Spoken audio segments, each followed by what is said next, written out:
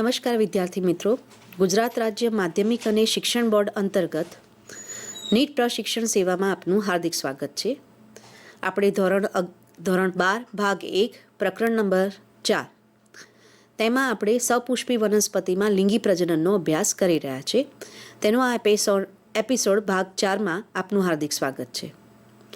અત્યાર સુધી આપણીની જે ઘટનાઓ જોઈ તે પ્રમાણે લઈએ આપણે તો પરાગજ્ઞાનની પ્રક્રિયાનો અભ્યાસ કરી લીધો, પરાગરજનું પરાગાસન પર સ્થાપનની પ્રક્રિયા આપણે જોયા. એ ઉપરાંત હવે પરાગરજનું અંકુરણ કઈ રીતે થાય છે તે પણ આપણે પ્રક્રિયા જોઈ. હવે આગળની પ્રક્રિયાનો આપણે અભ્યાસ કરીએ. તો પરાગનલિકાનો અંડકમાં પ્રવેશ કઈ રીતે થાય છે તે આપણે જોઈએ. તો પરાગનલિકાની વાત કરીએ આપણે તો પરાગનલિકાના અંડકમાં પ્રવેશના 3 પથ છે. એટલે કે પરાગનલિકા અંડકમાં 3 માર્ગે પ્રવેશી શકે છે. એક પોરોગેમી એટલે કે પરાગનલિકા બીજ છિદ્ર દ્વારા પ્રવેશે છે. એટલે આમ પરાગનલિકાનો બીજ છિદ્ર એટલે કે અંડકના મુખના માર્ગે પ્રવેશ થાય તો તેને પોરોગેમી કહેવાય. બધી જ આવૃત બીજધારી વનસ્પતિઓ એટલે કે કેપ્સેલામાં આ પ્રકારે જોવા મળે છે. ચલાઝોગેમીની આપણે વાત કરીએ તો પરાગનલિકાનો અંડતલ દ્વારા પ્રવેશ થાય. એટલે જો પરાગનલિકા અંડકના તલ પ્રદેશ દ્વારા જો પ્રવેશ પામે એટલે કે અંડતલ પ્રદેશમાંથી પ્રવેશ પામે છે તો તેને આપણે ચલાઝોગેમી કહીશું. અંડતલ પ્રદેશને આપણે ચલાઝોગેમ એટલે કે ચલાઝા કહીએ છીએ. આ માટેની શોધ ટ્રિયપના દ્વારા થઈ હતી, જેમણે કેઝ્યુરીના એટલે કે શરૂમાં અભ્યાસ કર્યો હતો. આ ઉપરાંત બેટ્યુલા વનસ્પતિ અને જગલાન્સ એટલે કે અખરોટમાં પણ તેનો અભ્યાસ થયેલો છે. ત્રીજો પ્રકાર લઈએ આપણે મિઝોગેમી. એટલે પરાગનલિકાનો પ્રવેશ જો અંડકાવરણ દ્વારા કુકરબિટેસીમાં અથવા તો બીજનાળ દ્વારા પિસ્ટાસિયામાં અને પોપ્યુલસમાં થાય છે. એટલે કે જો પરાગનલિકાનો માર્ગ ફંટાય છે પરાગવાહિનીમાં અને તે કે બીજાંડ છિદ્ર કે બીજાંડ તલના ભાગ કરતાં અંડાકાવરણ દ્વારા પ્રવેશે છે તો તેને આપણે મેઝોગેમી કહીશું. તો આમ પરાગનલિકાનો અંડકમાં પ્રવેશ માટે પણ આ પ્રકારની ભિન્નતાઓ જોવા મળે છે. સામાન્યતઃ તે પોરોગેમી પ્રકારનું હોય છે. ત્યારબાદ આપણે લઈએ હવે ભ્રૂણપુટમાં પરાગનલિકા કયા માર્ગે પ્રવેશે છે. તો પરાગનલિકા અંડકમાં કોઈ પણ માર્ગે પ્રવેશી શકે છે તે આપણે જોયું. અંડછિદ્ર માર્ગે, અંડતલીય માર્ગે અને અંડાકવરણ માર્ગે. પરંતુ ભ્રૂણપુટમાં તે માત્ર અંડ પ્રસાધન દ્વારા જ પ્રવેશે છે. એટલે આમ ભ્રૂણપુટમાં પરાગનલિકાનો પ્રવેશ અંડ પ્રસાધનના માર્ગે થાય. અંડકના આપણે પ્રકાર જોયા કે અંડક પોલિગોનમ પ્રકારનો પણ હોય કે જેમાં 7 કોષીય અવસ્થા હોય છે અથવા તો તે 4 કોષ કેન્દ્રીય વિકાસ ધરાવે છે. હવે અંડકમાં પ્રવેશ પામ્યા બાદ પરાગનલિકા અંડ પ્રસાધન તરફ વૃદ્ધિ પામે છે, કારણ કે સહાયક કોષો એ અંતઃસ્ત્રાવોનો સ્ત્રાવ કરે છે જે પરાગનલિકાની વૃદ્ધિને આકર્ષે છે. આમ અંતઃસ્ત્રાવોના અસર હેઠળ પરાગનલિકા તે દિશામાં પોતાની વૃદ્ધિને પ્રેરે છે. જેથી કહી શકાય કે અંતઃસ્ત્રાવ એટલે કે એક પ્રકારના કેમિકલ્સ રસાયણો છે. આમ પરાગનલિકા અંડકમાં રસાયણાનુવર્તી હલનચલન દર્શાવે છે. હવે આ પરાગનલિકા અંડ પ્રસાધન પાસે આવે ત્યારે કોઈ પણ એક સહાયક કોષ વિઘટન થવાની શરૂઆત કરે છે. વિદ્યાર્થી મિત્રો, અંડ પ્રસાધન એટલે તમે જાણો છો કે અંડકના બીજાંડ છિદ્ર તરફને 3 કોષો આવેલા હોય છે, જે પૈકી એક અંડકોષ હોય છે અને 2 સહાયક કોષો હોય છે.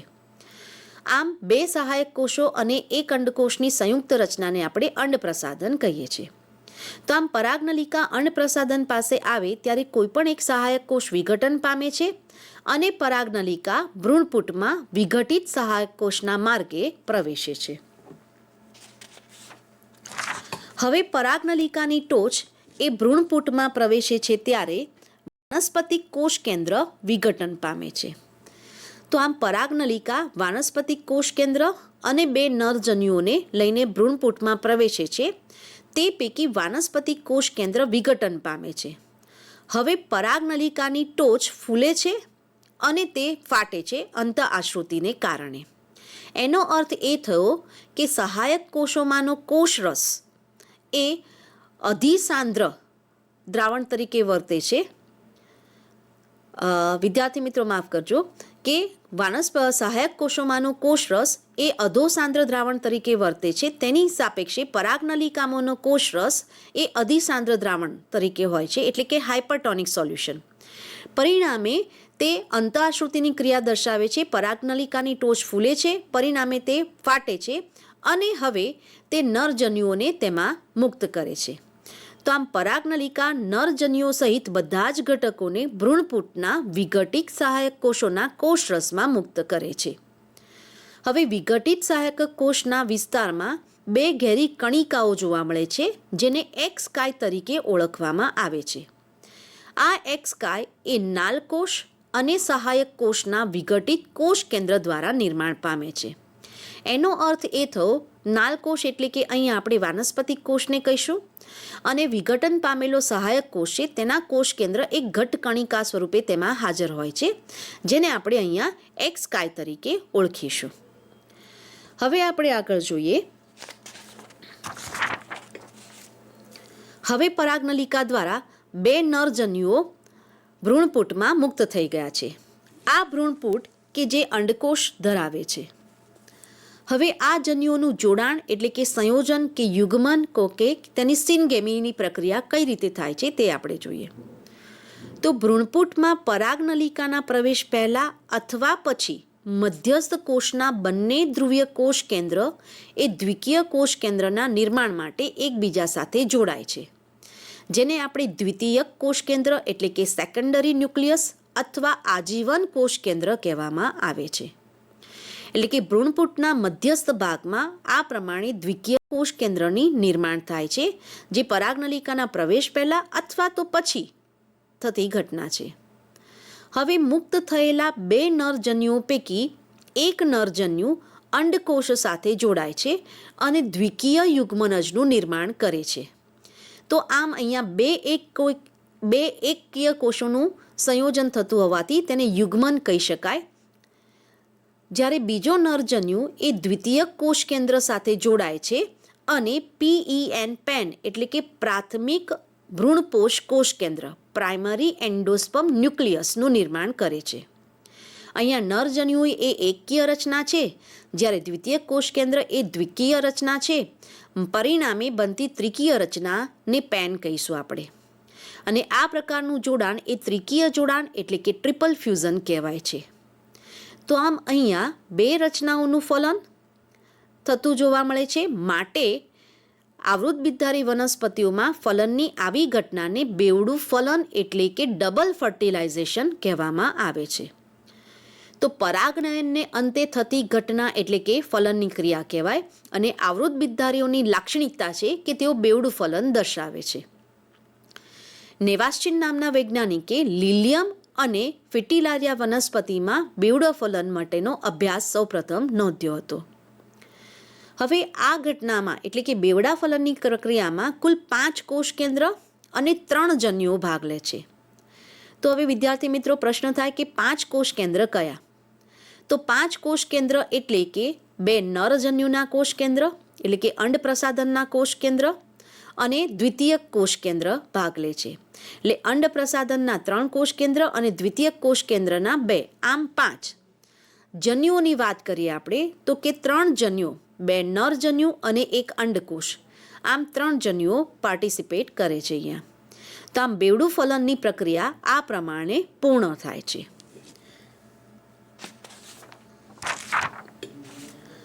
હવે ફલન થયા બાદ એટલે કે ફલિતાંડ અને પેનના નિર્માણ થયા બાદ આ બંને રચનાઓ સિવાયની બાકીની રચનાઓ એટલે કે ભ્રૂણપૂટમાં બાકી રહેલા બધા જ કોષો એટલે કે પ્રતિધ્રુવીય કોષો અને સહાયક કોષો વિઘટન પામે છે. એટલે આમ ફલનની પ્રક્રિયા સુધીની જ આ કોષોની સફર હોય છે. આ સમયે યુગ્મનજ એ વિઘટિત થયેલા સહાયક કોષ તથા પ્રતિધ્રુવ કોષમાંથી પોતાનો ખોરાક મેળવે છે. આમ યુગ્મનજમાંથી વિકાસ પામતા ભ્રૂણના પોષણ માટેની પણ વ્યવસ્થા વનસ્પતિએ કરવી પડે છે. તો અહીં સુધીની ઘટના એટલે કે ફલનની ઘટના કહેવાય. વિદ્યાર્થી મિત્રો, આપણે જોયું હતું કે પ્રજનનની લિંગી પ્રજનનની ઘટના હોય ત્યારે મુખ્ય 3 તબક્કા હોય છે. પૂર્વ ફલન તબક્કો આપણે જોયો, ફલન તબક્કો જોયો. હવે આપણે પશ્ચફલન ઘટનાઓ જોઈએ. તો પશ્ચફલન ઘટનાઓ એટલે કે પોસ્ટ ફર્ટિલાઇઝેશન ઇવેન્ટ, જેમાં ભ્રૂણ વિકાસ એટલે કે એમ્બ્રિયો ડેવલપમેન્ટ, ભ્રૂણપોષ વિકાસ એન્ડોસ્પર્મ ડેવલપમેન્ટ, આ ઉપરાંત અંડકનું બીજમાં રૂપાંતર અને બીજાશયનું ફળમાં રૂપાંતર, આ તમામ ઘટનાઓને સંયુક્ત રીતે પશ્ચફલન ઘટનાઓ કહેવામાં આવે છે. તો સૌપ્રથમ આપણે ભ્રૂણપોષ વિકાસની વાત કરીએ. હવે ભ્રૂણપોષ વિકાસની વાત કરીએ તો પ્રાથમિક ભ્રૂણપોષ કોષ કેન્દ્ર એટલે કે પેન કે જે ત્રિકીય રચના છે તેમાંથી ભ્રૂણપોષનો વિકાસ થાય છે. આ ત્રિકીય રચનાઓ આપણે તેને ટૂંકમાં થોડું યાદ કરી લઈએ કે ભ્રૂણપોષ વિકાસ દરમિયાન પ્રાથમિક ભ્રૂણપોષ કોષ કેન્દ્ર છે એ સતત કોષ વિભાજન પામે છે. આ પ્રકારનું વિભાજન એ સમવિભાજન હોય છે. પરિણામે તે ત્રિકીય ભ્રૂણપોષ પેશીઓનું સર્જન કરે છે અને આ ભ્રૂણપોષ પેશી એ ભ્રૂણપોષનું નિર્માણ કરે છે. હવે ભ્રૂણપોષ એ ખોરાક સંચિત રચના છે જે વિકાસ પામતા ભ્રૂણને પોષણ આપે છે, માટે જ તેનું નામકરણ એ રીતે કરવામાં આવ્યું છે. તો ખોરાકનો સંચય મુખ્યત્વે સ્ટાર્ચ સ્વરૂપે હોય છે. ભ્રૂણ દ્વારા પ્રાથમિક વિકાસ દરમિયાન તેનો ઉપયોગ કરવામાં આવતો હોય છે અને બીજાંકુરણ દરમિયાન ભ્રૂણ તેમાંથી જ પોષક તત્વો મેળવે છે.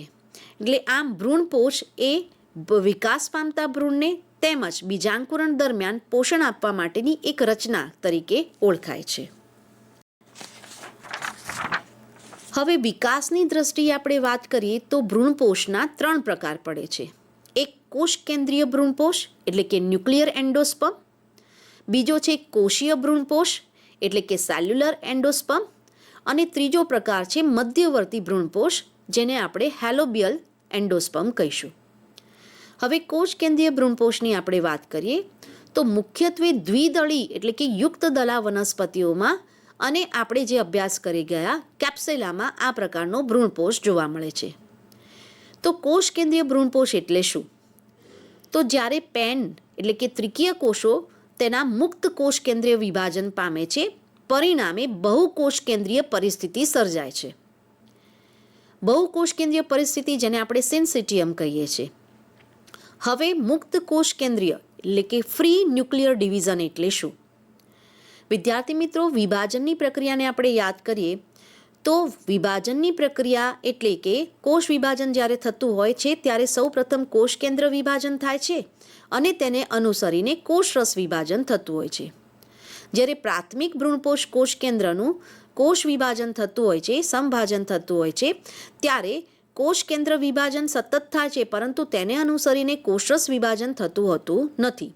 પરિણામે અનેક કોષ કેન્દ્ર અસ્તિત્વમાં આવે છે જે મુક્ત સ્વરૂપે હોય છે, માટે આ પ્રકારનું વિભાજન મુક્ત કોષ કેન્દ્રીય વિભાજન કહેવાય છે.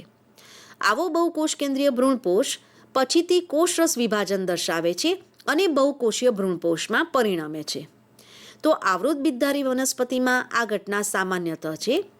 તો આપણે લીલા નાળિયેરનું જે દૂધિયું પ્રવાહી એટલે કે નાળિયેરનું પાણી જે પીએ છે એ બીજું કશું જ નથી પરંતુ તે મુક્ત કોષ કેન્દ્રયુક્ત પ્રવાહી છે. એટલે કે તે કોષ કેન્દ્રીય ભ્રૂણપોષ છે જેને આપણે પ્રવાહિત બહુકોષ કેન્દ્રકી એટલે કે લિક્વિડ સિન્સિટિયમ કહેવામાં આવે છે. હવે વિદ્યાર્થી મિત્રો, તમને એ પણ ખ્યાલ છે કે લીલા નાળિયેરમાંથી ક્રમશઃ તેની મલાઈ પણ બનતી હોય છે. આ મલાઈ તેના પરિઘીય વિસ્તારમાં હોય છે. એટલે આ મલાઈ એ બીજું કશું નથી પરંતુ પરિઘીય વિસ્તારમાં કોષીય વિભાજનની એટલે કે કોષરસ વિભાજનની શરૂઆત થાય છે.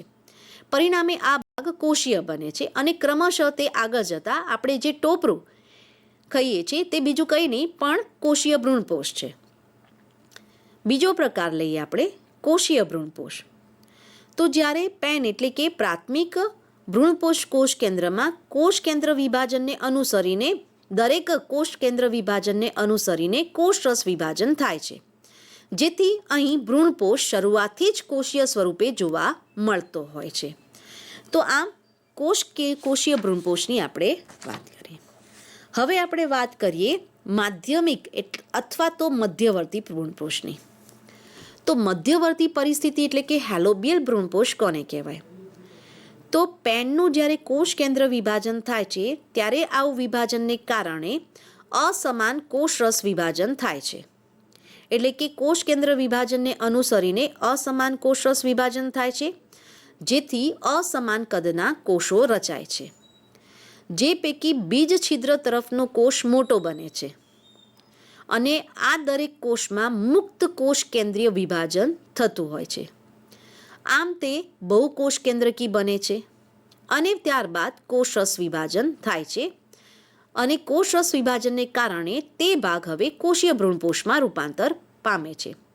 એનો અર્થ એ થયો કે મધ્યવર્તી સ્થિતિ દર્શાવે છે, એટલે કે ભ્રૂણપોષનો કેટલોક ભાગ મુક્ત કોષ કેન્દ્ર ધરાવે છે, એટલે કે તે કોષ કેન્દ્રીય ભ્રૂણપોષ જેવો બને છે, જ્યારે કેટલોક ભાગ એ કોષીય ભ્રૂણપોષમાં પરિણમે છે. આ બંને પરિસ્થિતિઓને કારણે તેને માધ્યમિક કે મધ્યવર્તી ભ્રૂણપોષ તરીકે ઓળખવામાં આવે છે.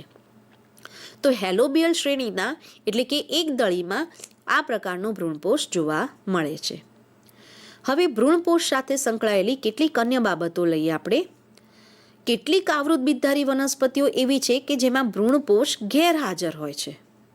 તો ઓર્કિડેસી વનસ્પતિ, પોડોસ્ટેમેસી વનસ્પતિ અને ટ્રેપેસી કુળની વનસ્પતિઓમાં આવૃત બીજધારી હોવા છતાં પણ ભ્રૂણપોષ ગેરહાજર હોય છે.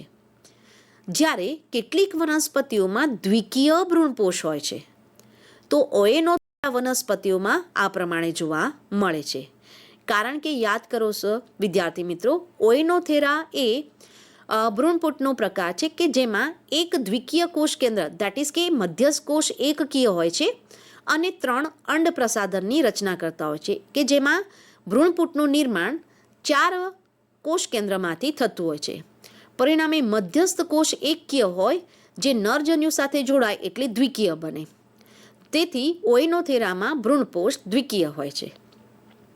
જ્યારે મકાઈ અને ટામેટામાં જુદા જુદા રંગના ટપકા ધરાવતો એક આકર્ષક એટલે કે મોઝેક પ્રકારનો ભ્રૂણપોષ જોવા મળે છે. નારળના પાણીની જે આપણે વાત કરી તેનું પ્રવાહી એ કોષ કેન્દ્રીય ભ્રૂણપોષ છે, જ્યારે તેનો ખાદ્ય ભાગ એ કોષીય ભ્રૂણપોષ છે.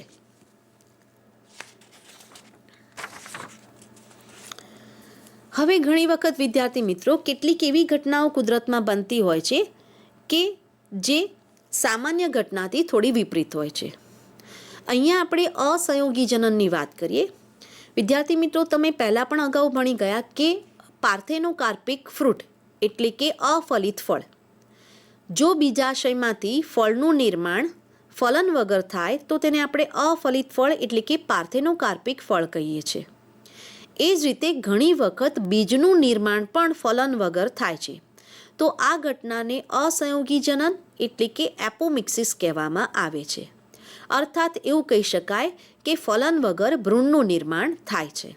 તો આવું કયા સંજોગોમાં થઈ શકે છે તે આપણે જોઈએ. તો અસંયોગી જનનની ઘટનાનો અભ્યાસ વનસ્પતિઓમાં કરવામાં આવ્યો અને તે દરમિયાન જોવામાં આવ્યું કે આ અસંયોગી જનનની ઘટના એક કરતાં વધુ પ્રકારે જોવા મળે છે. જો ફલન વગર બીજનું નિર્માણ થતું હોય તો આવો ભ્રૂણ એકકીય હોય, એટલે કે તે એકકીય કોષમાંથી સર્જાય છે કે દ્વિકીય કોષમાંથી સર્જાય છે, તેને આધારે તેના 2 પ્રકાર પડે છે.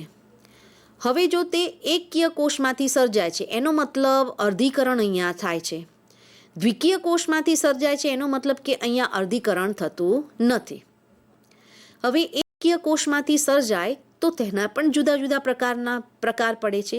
એટલે કયા પ્રકારના એકકીય કોષોમાંથી તે સર્જાય છે તે જોઈએ. જો ભ્રૂણનો વિકાસ અફલિત અંડકોષમાંથી થાય તો તેને આપણે એકકીય અસંયોગી જનન કહીશું. એટલે કે તેનો વિકાસ અંડકોષમાંથી જ થયો છે પરંતુ ફલન વગર. અંડકોષ એકકીય હોય માટે ભ્રૂણ પણ એકકીય બને. બીજો પ્રકાર લઈએ આપણે એકકીય અજન્યુતા, એટલે કે અંડકોષ સિવાયના ભ્રૂણપુટના કોઈ પણ એકકીય કોષમાંથી સર્જાય. હવે અજન્યુતા એટલે ભ્રૂણપુટમાં એક જન્યુ છે અંડકોષ, બાકીના જે કોષો છે તો આપણે વાત કરીએ પ્રતિધ્રુવીય કોષો અને સહાયક કોષો. આ બધા કોષો એકકીય છે. એટલે કે તેમાંથી જો ભ્રૂણપૂટનો વિકાસ થાય એટલે કે બીજનું નિર્માણ થાય તો તેને આપણે એકકીય અજન્યુતા કહેવાય. હવે આ જે ઘટનાઓ બની એકકીય અસંયોગી જનન અને એકકીય જન્યુજનન એટલે કે અજન્યુતા. હવે ક્યારેક એવું પણ થાય છે કે ભ્રૂણપૂટના કોઈ દ્વિકીય કોષમાંથી પણ બીજનું નિર્માણ થાય છે. તો કયા સંજોગોમાં અથવા તો કઈ રચનાઓમાંથી તે થાય છે તે જોઈએ. જેનો એક પ્રકાર છે જનીય અબીજાણુતા એટલે કે આદિ બીજાણુ કોષ એટલે પ્રી સ્પોરોજિનસ સેલ ના દ્વિકીય કોષમાંથી તે સર્જાય. એનો અર્થ એ થયો કે આદિ બીજાણુ કોષમાંથી જો તે બીજનું નિર્માણ થાય તો તેને આપણે જનીય અબીજાણુતા કહીશું. દૈહિક અબીજાણુતાની વાત કરીએ, જો પ્રદેહ કે અંડકાવરણ સિવાયના બીજા કોઈ કોષમાંથી આવું રચના ઉત્પન્ન થાય એટલે કે પ્રદેહનો કોષો કે અંડકાવરણના કોષો જો આવા બીજનું નિર્માણ કરે એટલે કે ભ્રૂણનું નિર્માણ કરે તો તેને આપણે દૈહિક અબીજાણુતા કહીશું. હવે જ્યારે બીજાણુ જનકીય કલિકાની વાત કરીએ તો અંડકના કોઈ પણ દ્વિકીય કોષમાંથી કે જે પ્રદેહ અને અંડકાવરણ સિવાયનો હોવો જોઈએ. હવે આવી ઘટનાની વાત કરીએ તો અંડકનો કોઈ પણ દ્વિકીય કોષ, અંડકમાં દ્વિકીય કોષ તરીકે મધ્યસ્થ કોષ પણ આવેલો છે જે દ્વિકીય છે, એટલે તેમાંથી જો વિકાસ પામે તો તેને બીજાણુ જનકીય કલિકા, કારણ કે તે બીજાણુ જનકીય કોષ છે અને તે જન્યુજનકનો ભાગ પણ છે. તો આમ અસંયોગી જનનની ઘટના દ્વારા આપણે કહી શકીએ કે ફલન વગર અહીંયા બીજનું નિર્માણ થાય છે એટલે કે ભ્રૂણ વિકાસની પ્રક્રિયા થાય છે. વિદ્યાર્થી મિત્રો, આમ તો અસંયોગી જનન એક પ્રકારનું અલિંગી પ્રજનન છે, પરંતુ એવું કહેવાય છે કે તે લિંગી પ્રજનનની અનુસરીને અથવા તો તેને સમાંતર ચાલતી પ્રક્રિયા છે. પરંતુ અહીંયા તેમાં વિભેદન અથવા તો તેને આપણે વિભેદિત કરી શકીએ અથવા તો તેને લિંગી પ્રજનનથી એ બાબતે જુદો પાડી શકીએ, કારણ કે અહીંયા કોઈ પ્રકારની જન્યુજનકીય ભિન્નતા જોવા મળતી નથી. એટલે પિતૃલક્ષણો જ જોવા મળે છે, ભિન્નતાનો અહીંયા અવકાશ જોવા મળતો નથી. હવે પશ્ચફલન ઘટના એટલે કે પશ્ચફલન ઘટનાની આપણે જ્યારે વાત કરી રહ્યા છીએ ત્યારે આપણે વાત કરીએ કે ફલન બાદ કઈ રચનાઓનો વિકાસ થાય છે તે. તો આપણે ભ્રૂણપોષ વિકાસની વાત કરી, હવે આપણે ભ્રૂણ અને બીજની વાત કરીએ. તો ભ્રૂણ એ ભ્રૂણીય અક્ષ અથવા તો મધ્ય અક્ષ ધરાવે છે, જેને આપણે ટાઇજેલમ કહેવામાં આવે છે, અને જેમાં એક અથવા તો બે બીજપત્ર આવેલા હોય છે. વિદ્યાર્થી મિત્રો, આમ તો ભ્રૂણ વિકાસની પ્રક્રિયાની વાત કરીએ આપણે તો ભ્રૂણનો વિકાસ એ દ્વિકીય યુગ્મનજમાંથી થતો હોય છે. તો ટાઇજેલમ એટલે કે ભ્રૂણીય અક્ષ અથવા તો તેની માતૃ અક્ષને કહેવાય.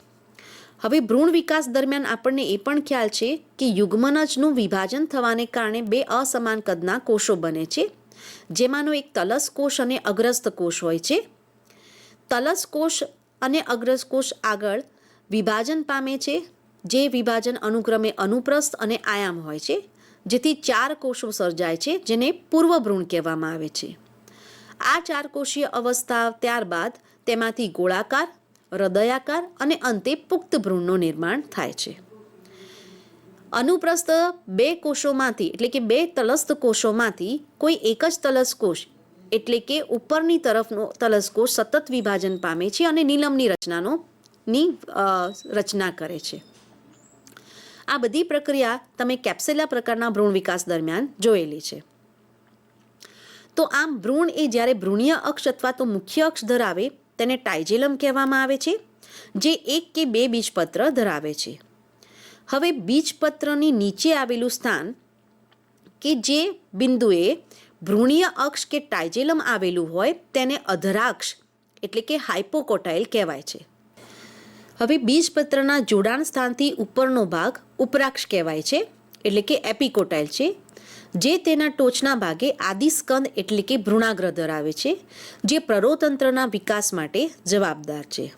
આમ ટાઇજેલમ એટલે કે તેની ભ્રૂણીય અક્ષની ઉપર અને નીચે આવેલા ભાગને ક્રમશઃ ઉપરાક્ષ અને અધરાક્ષ કહેવાય છે. વિદ્યાર્થી મિત્રો, તમને એ પણ ખ્યાલ છે કે અસ્થાનિક મૂળ અધરાક્ષમાંથી પણ સર્જાતું હોય છે. હવે કેટલીક વખત બીજ દેહ કે પ્રરોહનો ભાગ બિન ઉપયોગી રહે છે અને ભ્રૂણપોષની ફરતે એક પાતળા આવરણ સ્વરૂપે જોવા મળે છે, ત્યારે તેને પરિભ્રૂણપોષ કહેવામાં આવે છે. એનો અર્થ એ થયો કે બીજદેહ બિનઉપયોગી રહી જાય અને ભ્રૂણપોષની ફરતે જો પાતળું આવરણ બનાવે તો તે પરિભ્રૂણપોષ કહેવાય. તો અખરોટ, કાળા મરી અને પપૈયામાં આવું જોવા મળે છે. જ્યારે એક દળીના ભ્રૂણમાં આવેલ એક બીજપત્રને આપણે વરુથિકા એટલે કે સ્ક્યુટેલમ કહેવામાં આવે છે. ઘાસ કે ઘઉં પ્રકારની એક દળી વનસ્પતિમાં તેમાં વિરુદ્ધ બાજુએ જીભ આકારનો એક બહિરુદભેદ જોવા મળે છે, તેને આપણે એપીબ્લાસ્ટ કહીશું.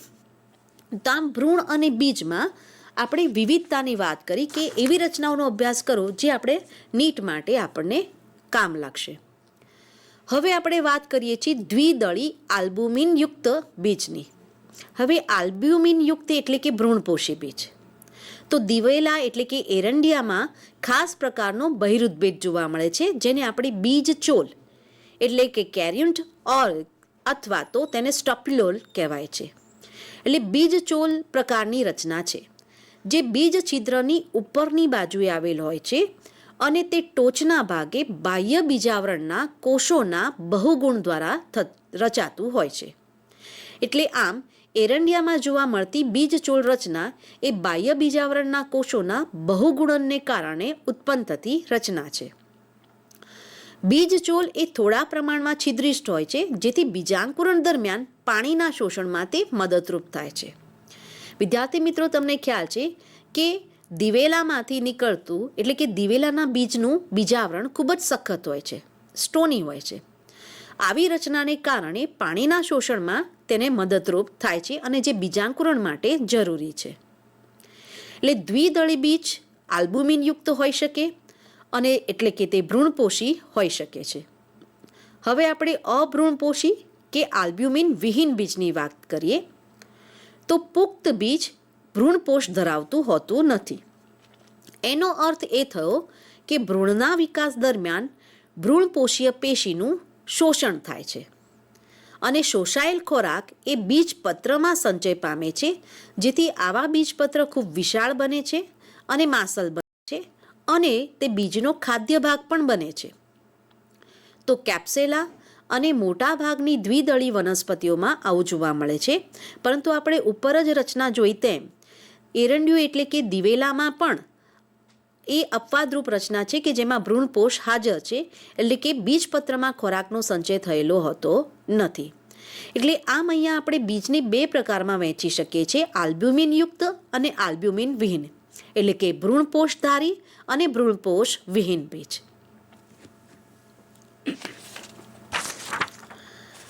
હવે આપણે અહીંયા વાત કરીએ છીએ અભ્રૂણપોષી દ્વિદળી બીજની. તો અભ્રૂણપોષી દ્વિદળી બીજમાં આપણે લઈએ તો ચણા, વાલ, વટાણા, કાકડી અને આંબલી આ બધા જ બીજ આ પ્રકારના હોય છે. જ્યારે અન્ય રચનાઓની આપણે વાત કરીએ તો અભ્રૂણપોષી બીજ એકદળી બીજ પણ હોઈ શકે છે. તો પોથોસ એટલે કે અડુની વેલ, વાલેસનેરિયા કે જે જલજ વનસ્પતિ છે, એલિસમા અને સુરણ આ બધી એકદળીના બીજ અભ્રૂણપોષી હોય છે.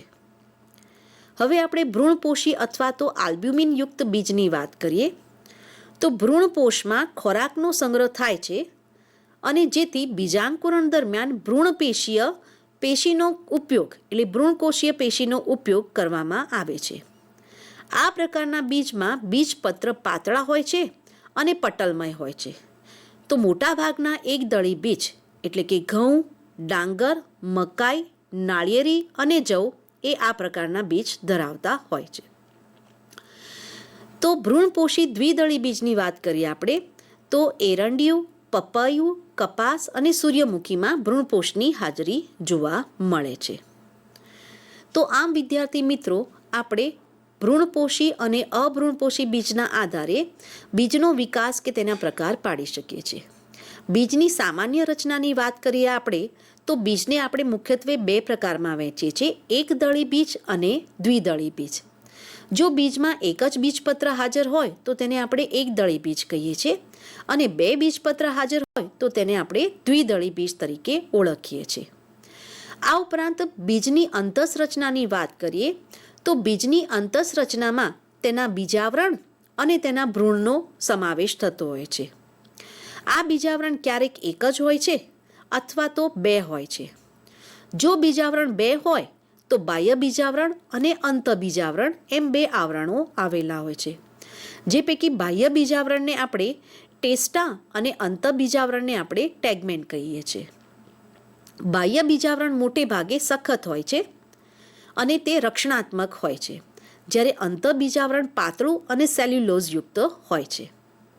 હવે આ બંને જ્યારે આપણે બીજની રચનાનો અભ્યાસ કરતા હોઈએ ત્યારે બીજની રચનામાં એક ડાઘ જેવી રચના જોવા મળે છે અને એક સૂક્ષ્મ છિદ્ર હોય છે જેને બીજ છિદ્ર કહેવામાં આવે છે. તો જ્યારે આપણે બીજને પાણીમાં મૂકીએ છીએ ત્યારે બીજ છિદ્રના માર્ગે પાણી બીજમાં પ્રવેશતું હોય છે. હવે આવા પાણીમાં ભીંજવેલા બીજને જ્યારે આપણે તેનું બીજાવરણ દૂર કરીને ખોલીએ છીએ ત્યારે આપણને બે માસલ રચનાઓ જોવા મળે છે કે જે એક ધરી વડે જોડાયેલી હોય છે, જેને આપણે ભ્રૂણધરી અથવા તો ગર્ભધરી કહીએ છીએ. હવે આ જે ગર્ભધરી છે તેના એક ભાગે ભ્રૂણાગ્ર અને બીજા ભાગે ભ્રૂણમૂળ આવેલું હોય છે. ભ્રૂણાગ્ર અને બીજ ગર્ભધરીના અક્ષને આપણે ઉપરાક્ષ કહીશું, જ્યારે બીજધરી અને ભ્રૂણમૂળ વચ્ચેના વિસ્તારને આપણે અધરાક્ષ કહીએ છીએ. તેની ઉત્પત્તિ કઈ રીતે થાય છે તે પણ આપણે જોઈ. આ ઉપરાંત બંને બીજપત્રો જો બીજમાં ખોરાકના સંચય માટે અલાયદી સ્વતંત્ર રચના હોય તો તેવા વિસ્તારને આપણે ભ્રૂણપોષ કહીએ છીએ. અને જો આવો સંચિત ખોરાક બીજપત્રમાં જ હોય તો આવા બીજપત્ર માસલ હોય છે અને તેને આપણે અભ્રૂણપોષી બીજ એટલે કે આલ્બ્યુમિન વિહીન બીજ કહેવામાં આવે છે. હવે આપણે બીજની વાત કરીએ તો બીજ એ આપણી કૃષિનો પાયો છે, કારણ કે બીજને સંચિત કરવા પડે છે તો જ તે આવતા વર્ષે અથવા તો આવતી ઋતુમાં પાકની ઉત્પત્તિ માટે તેનો ઉપયોગ થતો હોય છે. તો બીજના સંચય કરવા માટે બે પ્રક્રિયાઓ થવી જરૂરી છે. એક તો તેનું નિર્જલીકરણ થવું અને જેને પરિણામે થતું શુષ્કન, એટલે બીજ પોતે પાણી ગુમાવે છે અને શુષ્ક બનાવે છે. તે દરમિયાન તેના જે ઉત્સેચકો કે તેની ક્રિયાવિધિ હોય છે તે શૂન્ય કક્ષાએ પહોંચે છે, એટલે કે તે અક્રિયાશીલ બનતું હોય છે. આવા બીજનો આવો સુષુપ્તા કાળ પણ જુદા જુદા પ્રકારનો કે જુદા જુદા સમયનો હોય છે. તેના માટે આપણે આગળના પ્રકરણમાં ચર્ચા કરીશું. હવે આપણે કેટલાક નીટ આધારિત પ્રશ્નોની આપણે અહીંયા ચર્ચા કરીએ.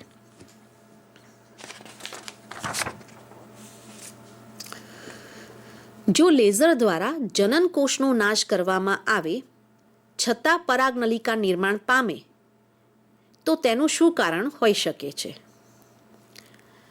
વિકલ્પ એ છે વાનસ્પતિક કોષને નુકસાન થયેલ નથી, બી નાશ પામેલ જનનકોષનું દ્રવ્ય પરાગરજની વૃદ્ધિ પ્રેરે છે, સી લેઝર બીમ એ પરાગનલિકાની વૃદ્ધિને ઉત્તેજે છે, ડી પરાગનલિકા બહાર નીકળવાના વિસ્તારને નુકસાન થયેલ નથી. હવે વિદ્યાર્થી મિત્રો એ યાદ કરવું પડે કે જનનકોષ એટલે કે પરાગનલિકામાં આવેલો વાનસ્પતિક કોષ સિવાયનો કોષ છે. હવે અહીંયા જનનકોષનો નાશ કરવામાં આવ્યો છે છતાં પરાગનલિકાનું નિર્માણ પામેલું છે. હવે પરાગનલિકાની વૃદ્ધિ માટે વાનસ્પતિક કોષ જવાબદાર છે તે આપણે હમણાં જ આગળના ટોપિકમાં આપણે ભણ્યા. જેથી કહી શકાય કે જનનકોષનો નાશ થવા છતાં પરાગનલિકાના નિર્માણ માટે જવાબદાર વાનસ્પતિક કોષ છે, કારણ કે જનનકોષનો નાશ થયેલ છે, વાનસ્પતિક કોષનો નાશ થયેલ નથી.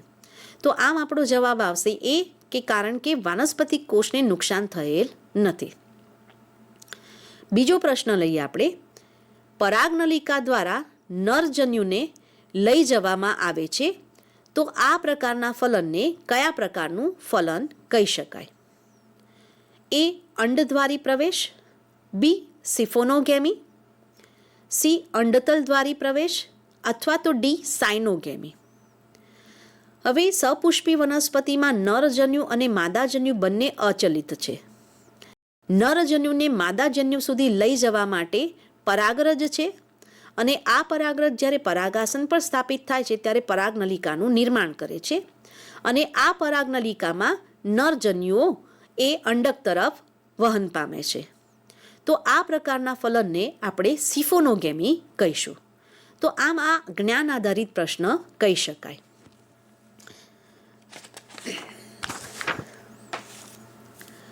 ત્યારબાદ જોઈએ આપણે ભમરડા આકારના બહુકોષાધારી નરજન્યુઓ અને વિકસિત બીજ કે જે બીજપત્રો એક જ ભ્રૂણકોષનું લક્ષણ છે, એટલે કે તે કોનું લક્ષણ છે? એટલે ભમરડા આકારના બહુકોષાધારી નરજન્યુઓ આવેલા હોય અને વિકસિત બીજ હોય કે જે બીજપત્રો ધરાવે પરંતુ એક જ ભ્રૂણ ધરાવતું હોય, તો તે કોનું લક્ષણ છે? એ ઓપ્શન છે સાયકેડસ, બી છે કોનિફર્સ એટલે કે શંકુધારી વનસ્પતિઓ, સી બહુદલપત્રો ધરાવતી આવૃતબીજધારી વનસ્પતિઓ અને ડી જોડાયેલ દલપત્રો ધરાવતી આવૃતબીજધારી વનસ્પતિઓ.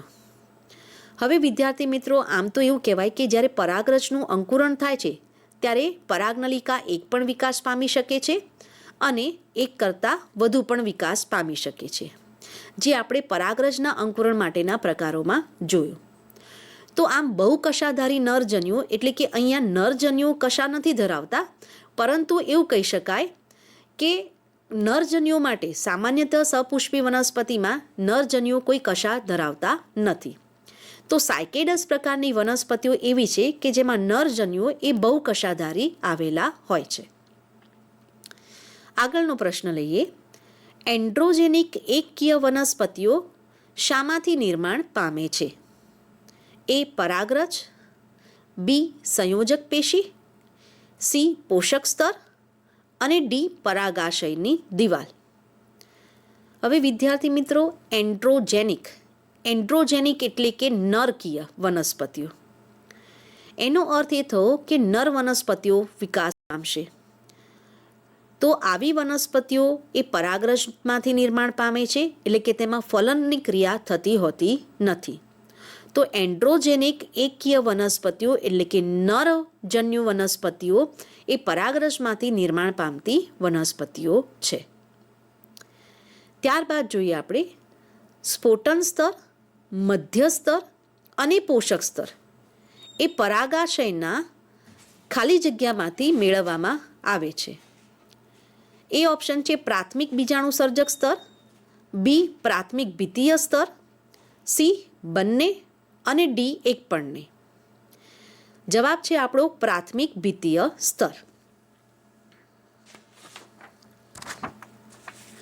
ત્યારબાદ વાત કરીએ આપણે કે બીજચોલ એ ખાલી જગ્યાનું બનેલું હોય છે. પુષ્પવૃંતનું, બીજપત્રનું, બીજચોલ નલિકાનું કે અંડકાવરણનું? તો બીજચોલ એ અંડકાવરણનું બનેલું હોય છે, જે આપણે દિવેલાના બીજમાં આપણે તેની ચર્ચા કરી. ફલનની ક્રિયામાં મદદરૂપ થતા સંવાહકો શેના બહિરુદભેદ છે? પરાગનલિકા, સ્ત્રી કેસરાગ્ર, બીજાંડાસન કે પરાગરજ? હવે બીજાંડાસન એટલે કે બીજાંડો જ્યાં ગોઠવાયેલા છે તે સ્થાન, તો આમ તેને કહીશું આપણે બીજાંડાસન. હવે જ્યારે બાહ્ય અંડાવરણ માસલ બને ત્યારે તેને શું કહેવામાં આવે છે? બીજોપાંગ, સાર્કોસ્ટેસ્ટા, પ્રચ્છક કે પીગાનક અને બીજચોળ. તો સાર્કોટેસ્ટા એકચ્યુઅલી માસલ બીજાવરણ ધરાવતી વનસ્પતિઓ છે કે જે બાહ્ય બીજાવરણનો એક પ્રકાર કહેવાય. તો દાડમમાં આ પ્રકારે જોવા મળે છે. હવે કેપ્સેલાના પરાગાશયના સ્ફોટન સ્તરના ખાસ લક્ષણો કયા છે? એ અર્ય રીતે વિસ્તરેલ હોય છે, સેલ્યુલોઝનું ઘટ્ટ થવું, સી ભેજ શોષક છે કે ઉપરના બધા જ?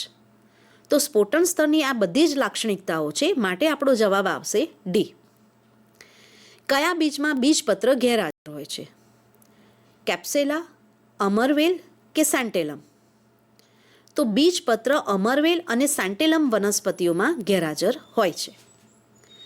હવે આપેલ આકૃતિ એ સ્વ અસંગતતા દર્શાવે છે, તો ભ્રૂણ અને ભ્રૂણપુટનો જનીન પ્રકાર શું કહેવાય? આકૃતિમાં તમે જોઈ શકો છો કે પરાગાસન છે તેના પર પરાગરજ સ્થાપિત થયેલી છે. નર વનસ્પતિનો જનન પ્રકાર છે S3S4 અને માદા વનસ્પતિનો જનીન પ્રકાર છે S1S4. તો ભ્રૂણ અને ભ્રૂણપોષમાં કયો જનીન પ્રકાર હશે? વિદ્યાર્થી મિત્રો, અહીંયા સ્વ અસંગતતાની વાત કરીએ છીએ, એનો અર્થ એ થયો કે સમાન જનીનનો ભેગા થશે નહીં, એટલે S4S4 જોડાણ શક્ય નથી.